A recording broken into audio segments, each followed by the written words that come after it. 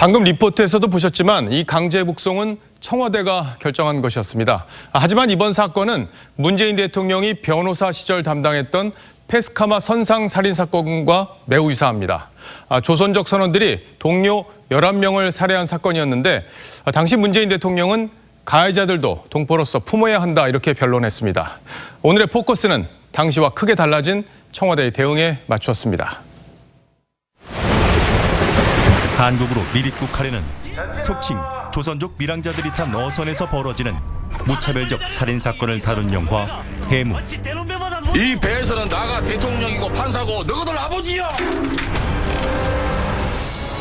지난 1996년 남태평양 해상에서 벌어진 패스카마 15 사건은 이 영화보다 더 잔혹한 사건이었습니다.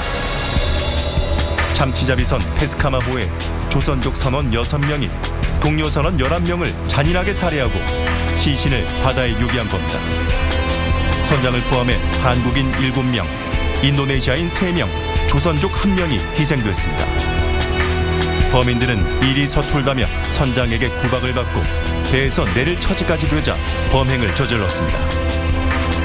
참사 20여일 만에 살아남은 몇몇 선원들이 살인자들을 유인해 창고에 가두면서 유혈극은 끝나게 됩니다. 범인들은 우리 해경에 넘겨졌고 재판을 받았습니다.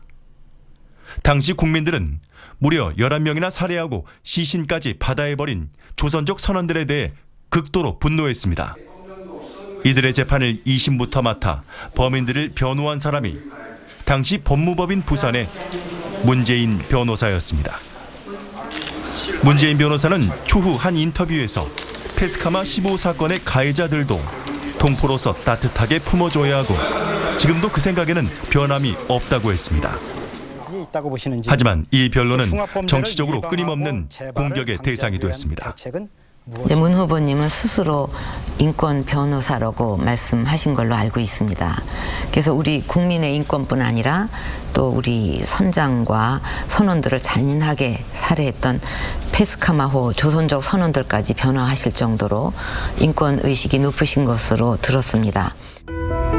선장과의 갈등이 원인이 되고 한밤중에 계획을 세워 동료들을 차례로 살해한 것 등이 패스카마호 사건과 이번 북한 어선 사건이 닮았지만 대처는 전혀 달랐습니다.